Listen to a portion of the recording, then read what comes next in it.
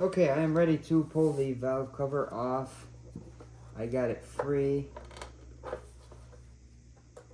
Oh my god. What's up everyone? Welcome back to the channel. This video is part 3 of the $425 rare classic Mercedes. If you're not aware, in the first part we got this car delivered, we saw what we got, and then in the second part we took a good look at it, we inspected it underneath, and then we took it for a test drive.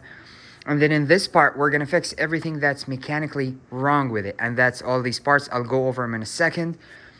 Now, in the second part, we found quite a few oil leaks, and I got some gaskets here, and I found a couple different issues with the shock mounts. I'll show you here in a second, but let me show you what I got for it, and then I'll show you the actual issues, and then we're gonna fix all of it in this video and get this car running like a tip-top.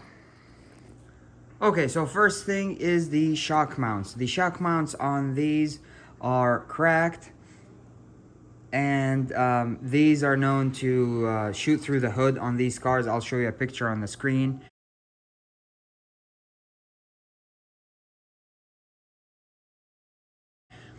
And I don't want that to happen to this car, so we'll get those replaced. Also here I have valve cover gasket. It comes with the spark plug gaskets. All that, we're gonna replace it, but because we're gonna remove the valve cover, we are going to replace the timing cover seal. Okay, and this is the timing cover gasket. This is a part number. It's L-ring 761444. These are common to leak on these M104 engines, so we're gonna get that replaced as well when we have the valve cover off. Also, this is called the camshaft seal. This, we're gonna replace it while we are in there. I don't think it's leaking, but we're gonna replace it. And then also, when we looked underneath, we found that there was oil leak from the drain plug. So I got a fresh plug with a gasket on it, with a crush washer. And I also got a oil level sensor. It comes with the O-ring, so we're just gonna replace the whole thing. We're gonna be done with it. This is an oil filter. And it comes with of course, the gaskets and the crush washer. We're not gonna use the crush washer because we have a new one with a drain plug, but it comes with it. That's another oil filter. That's for future oil change. We're not gonna mess with that. This is a thermostat. That's a 160. These engines are known to be running very hot. So this, I'm not gonna install that now. It's winter. I'm gonna install it before the summer. And this is the gasket that goes with it, the thermostat gasket. Now in these boxes, I have something very special. Let me show you the very special thing I have in these boxes.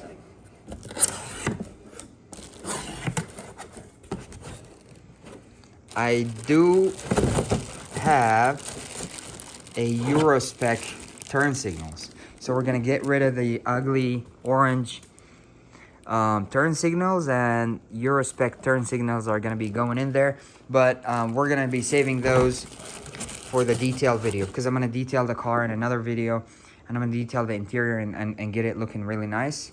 So we're going to save those for a different video, and today we're just going to work on all the mechanical stuff. Okay, and in the last video we had a flashing brake pad wear light on the dash. So I got some sensors here. I looked at the brake pads. I think they're fine, so I just got some extra sensors. These were like 60 cents a piece, so no big deal. And finally, this is just a cabin air filter. I just like replacing those on every car I get, regardless. Let me see if I can open this really quick. Yeah, so there's just a cabin air filter. Okay, let's chalk the rear wheels. Very important.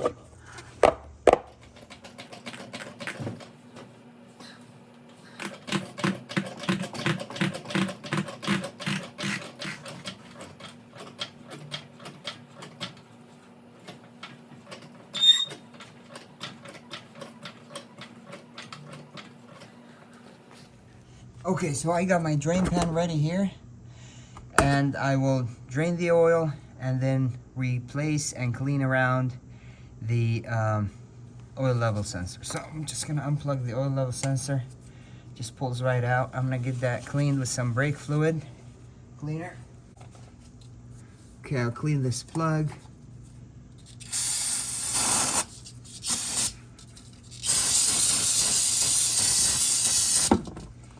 keep that area a bit clean.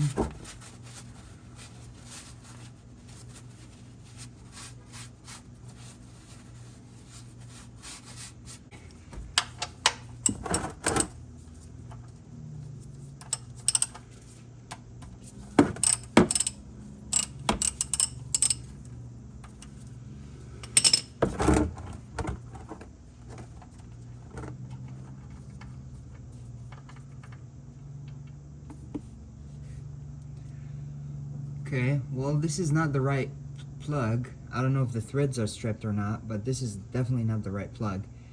And it was like barely 3 or 4 threads in, so no wonder this was leaking. So I did order the correct plug, and this is, let's see, this is supposed to be a 13, I'm pretty sure, with a crush washer. That was definitely, I hope the threads are not just messed up. Let's see. Yeah, this is the correct plug with a crush washer. It's a 13 millimeter. I don't know what that monkey business was, but definitely not the right plug. You can see how nasty the oil is.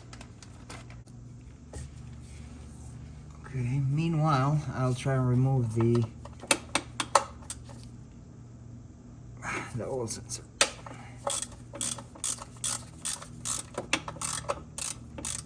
Okay, so I got the bolts for the oil level sensor out. So we're gonna make sure we get this one out. The O-ring is stuck, so you gotta be careful not to let that fall in.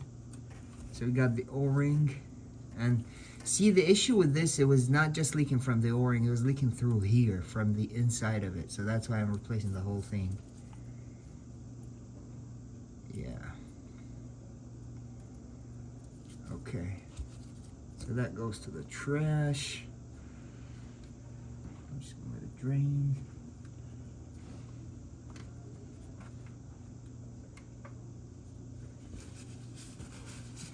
Okay, so I'm gonna try and clean that area as best as I can.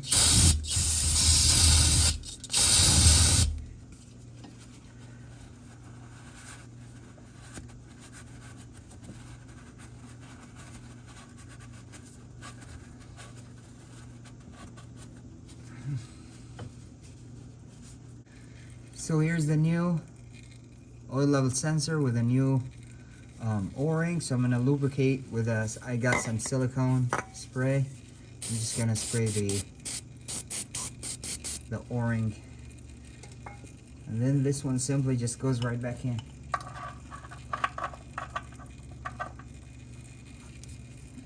These is very, very small, so I'm just gonna go.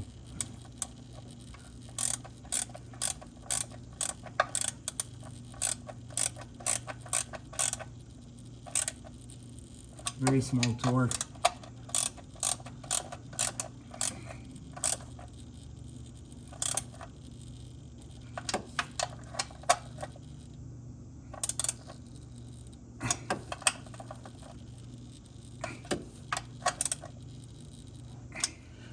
Okay, now let's hope that the new drain plug fits in here and tightens up.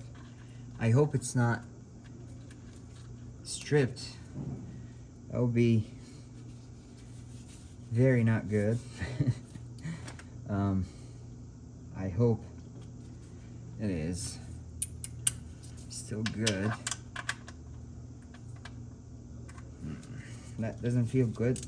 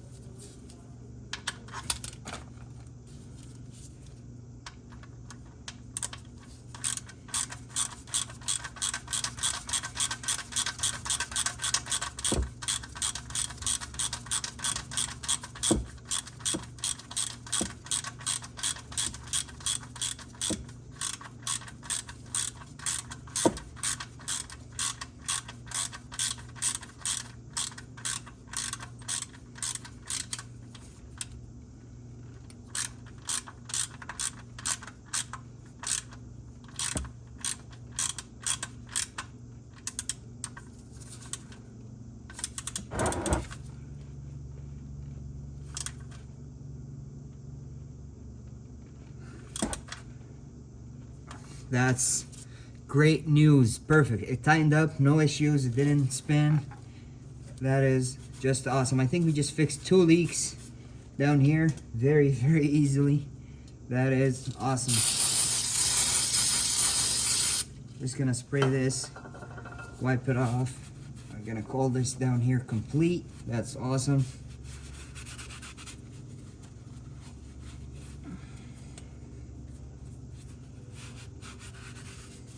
Fantastic. I'm gonna plug this back in and we can call this done. Now let's go work up top. Now we can see the oil is really dirty, but there's no metallic particles or there's no symptoms of a failed head gasket or any issue, so I think we are doing okay. Okay, now I am ready to pull the valve cover gasket. Now I will pull this air box. It's just 3 10mm nuts. I'm gonna set that aside so I have more room, and then I'm gonna pull this cover off, and then after that this plastic cover comes off with just Phillips head screwdriver, and then I will remove all the 10mm that remove this valve cover. Okay, so I pulled off this cover and the distributor cap along with all the spark plug wires. So I just lift everything connected, just pulled the distributor cap. Now these spark plug wires are strangely expensive. They're like $150 or something. So when you want to pull these, you want to be careful. What I do is I just twist them a little bit and then pull out gently.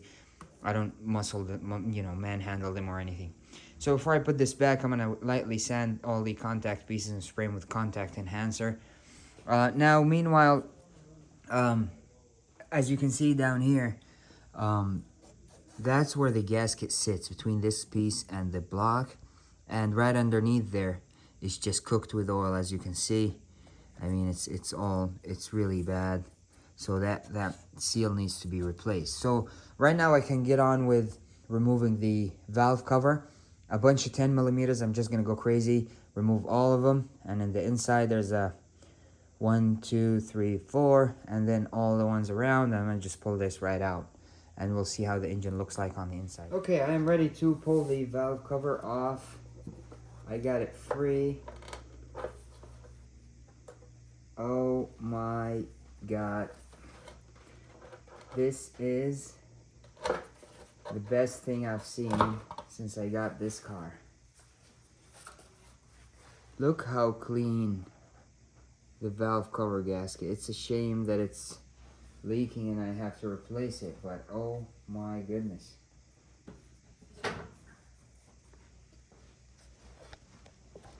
Wow, check this out. Have you ever seen a cleaner engine on the inside? These Mercedes just made great engines. It's wild. I don't know why this color is so different than the rest of it. Look at that. But it was clean in the spark plug holes. There was no oil inside. And look how clean that is. I mean, look at the chain is super tight. So clean. Amazing. Wow. I think the worst part that was leaking was these half moons. I don't know if you're able to see. But yeah, that area and that area there. These are the worst parts that leak. So should be an easy gasket replacement. Okay, I am done disassembling the engine. It's fully disassembled to where I need it. This cover had plenty of fasteners, so make sure you get all of them. So we got 1, 2, 3, 4, 5, 6, 7, 8, 9. Okay, so this chain guide here is held on by these 2 dials here on the cover. So you want to make sure when you put it back together to be careful that this is seated properly, and it's actually doesn't need to be replaced. So mine is in pretty darn good shape. So it sits just like that on the dials here. So you gotta be super careful when you put it back together that it's properly in place. So for now, I'm just gonna leave it here, seated like that, and I'll keep it in mind when I put everything back together. Now this cover takes RTV on top, and at the bottom here, it meets with the seal here, the green seal. And this is the one that I want to replace. This one seems pretty hard. So, actually, it's not in terrible shape. It looks like it's been replaced before. But anyway, we're gonna get it replaced again, put everything back together, clean it well, put everything back together properly, and then we're gonna reseal this engine once and for all, so it runs without leaking any oil. Okay, so I got the front timing cover as clean as possible. I installed a new timing camshaft seal, and this is ready to go. Also down here, I cleaned the area as best as I can, and I have the new seal as you see in there, and everything is super clean, ready to receive the new gasket and RTV. Okay, so I got this piece all RTV, then I got the new gasket in place, and I just put a small dab at the very edge there and there. So it's just a matter now of very carefully lining up this piece. There's a few things that you gotta take care of or watch for. So it's gonna be this seal here. That's gonna be tricky getting it on that, and you also want to avoid that shocks and make sure that green gasket stays seated. Once you made it together, I'm gonna put that chain guide, slide it onto this front piece. Okay, and this piece is fully seated. I just hand tightened it with the RTV on, and then we'll leave it for an hour and then come back and torque it. But after you install, you want to look down in there and you want to see the green seal all across. Make sure it's still seated. So yeah, that went well. And then also this, you got to make sure the seal is fully seated like that. It's not kinked or anything. And that looks good. Now we shift our focus on the valve cover, and we get that ready, and we get the surface clean so we can just install everything. Okay, and now I have the valve cover ready with the gaskets all installed on it, including the spark plug gaskets. I cleaned the surface all around. I cleaned the surface on the spark plug gaskets where they meet the head, and then I'm gonna pull all these napkins, and I'm just gonna flip this over. Now I will put only a very tiny dab on these areas where it meets, that timing cover meets, because there's a small, just like that. I'm gonna put one a little bit over here, and then that would be more than enough. Nowhere else. I'm not gonna put any on the half moons in the back. These half moons can be tricky to install. No RTV. So I'm just gonna flip this over and torque it down. Torque, I think, is 10 Newton meters or 7.5 foot-pounds or something like that. I'm gonna torque it properly, and then we'll get this finalized and put back together. Okay, and now I got the valve cover all seated. Because I have some RTV underneath and this front piece needs to cure, there's still about 30 minutes, and then I will torque all of it. But for now, I can at least put the distributor rotor there. So actually this piece goes on top of that piece. That piece bolts to the camshaft, and this one just bolts right to it. And then we can put that back together. But actually, now I can use the time and change the oil filter. I'm actually super curious on what it looks like, because the oil looked really old. So I'm super curious what the filter looks like. Oh my goodness, it's bad. It's bad. Look at that. It's so bad. Almost sludged up. Look at this. Wow. Terrible. Okay, I'm gonna get that replaced, and we're moving on to the next repair. Okay, now the new filter with the new O-ring ready to go back in. And just line it up and screw it back in. Okay, so now everything is completely put back together. The valve cover gasket, that front timing gasket, the RTV is cured. It's been 24 hours. I did the oil level sensor and O-ring, and I changed the oil drain plug, and that's good to go. Now I can actually put this cover back on. Okay, there we go. Perfect, that's done. Now I can shift my focus onto the strap mounts or the shock mounts. Like I said, the old ones are really cracked. These ones are going in instead. The process is going to be as follows. So I'm going to jack up the car, set it on jack stands, remove the wheels, and then support the lower control arms from the bottom. Once I support them, I'm going to unbolt the top of the shock and the shock mount. And the reason I support it, because it has a spring separate from the shock, so it doesn't shoot down and just send the spring flying. Super unsafe. So we're going to work safely, get those replaced, and then move on. Okay, so I got everything loose here, and how I did it, like I said, on a jack stand, the actual floor jack supporting the lower control arm so the spring doesn't just come flying down. And then we can actually come down here and get the swap out this and put everything back together. Okay, and just like that, both sides are complete, as you can see, nice and shiny.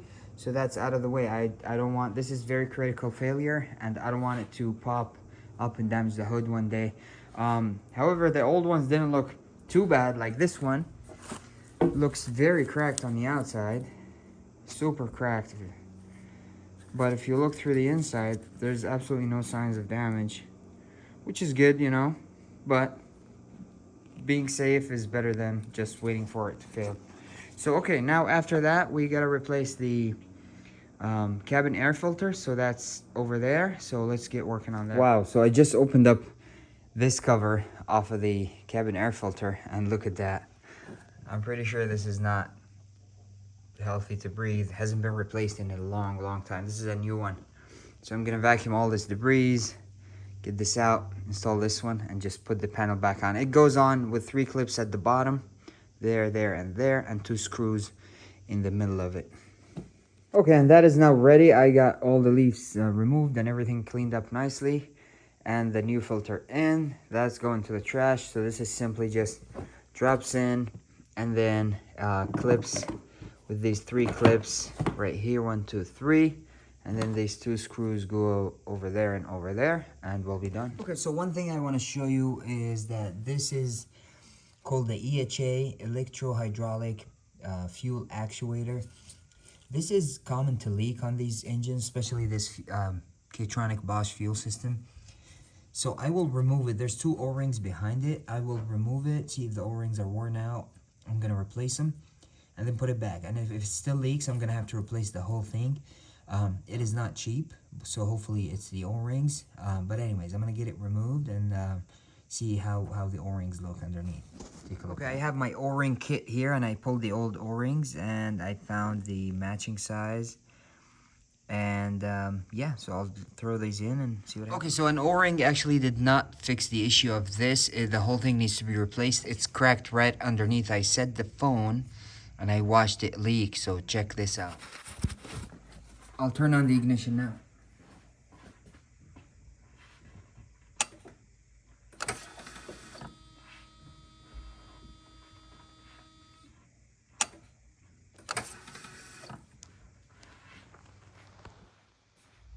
Yeah, so as you saw, once there's fuel pressure, it leaks from right this edge here on the outside of the valve, so the whole valve needs to be replaced. So I'll get that ordered. Okay, now that it has been a couple of days, the RTV is dry. We replaced all the gaskets that we want to replace, and we finished everything that we need to do on this car for now. All that's left to do is just to put the oil in and fire it up and run it for a bit, make sure there's no leaks, and this car should be good to go, at least for now. Now I'm gonna drive it for a few hundred miles, a couple weeks, and if it needs anything else, I can fix that later. But at least for now, it's gonna be super safe, no issues. It's gonna be drivable, and then we can use it as a daily for a little while. Okay, now we get to put the oil in,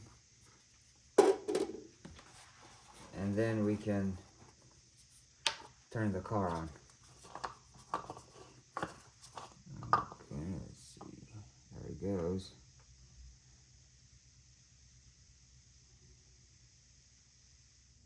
Okay, so I just put in 7 quarts of oil. I think initially for this car, Mercedes said it was 7.5, and they were having issues And then there is a TSB that came out after saying only 7 quarts. So I put in 7 quarts total. The car is ready to be fired up, so let's turn it on and see how it goes.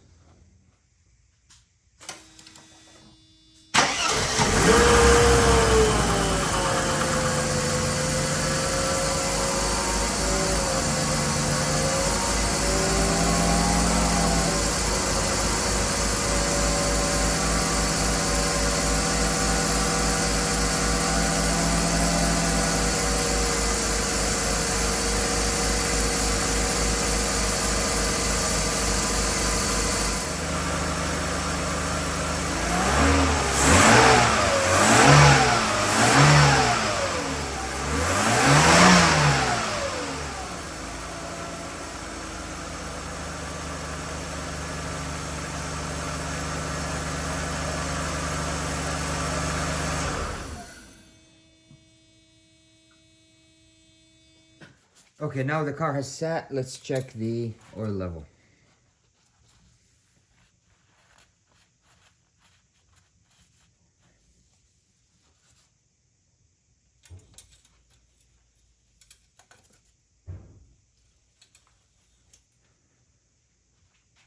And the oil is still a little dark because the previous oil was just so bad and so old that the car would actually probably need a couple oil changes on time to get it all cleared up, but better than what it was for sure. Okay, shows halfway between max and minimum. I think I'll leave it right there for now. That looks good.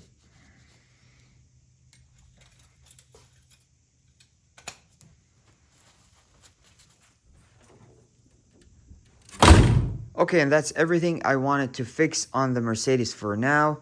We did the gaskets, we did the shock mounts, we looked it over, we did an oil change, and I think it is good to go for now. I'm gonna daily drive this car. Okay, in the next video, we're gonna replace these turn signals, we're gonna detail the interior, and we're gonna do some paint work to make this look a little bit nicer. We're gonna make this car look as best as it can possibly can on a budget. I don't want to say tight budget, but just we don't want to overspend on the car. But I think mechanically now it's in great condition. It runs well, it shifts good. We can daily drive this car, and then next we're gonna make it look really, really nice. And I also, before I end this video, I just want to say I have a very surprising feature that I'm going to add to this car that's going to be coming up in a future video on its own. We're going to modernize this car quite a bit with this feature, so stay tuned for that. With that being said, thank you for watching. If this is entertaining or educational in any way, please hit the thumbs up and please subscribe down there, and I'll catch you in the next one. Thanks for watching. Peace.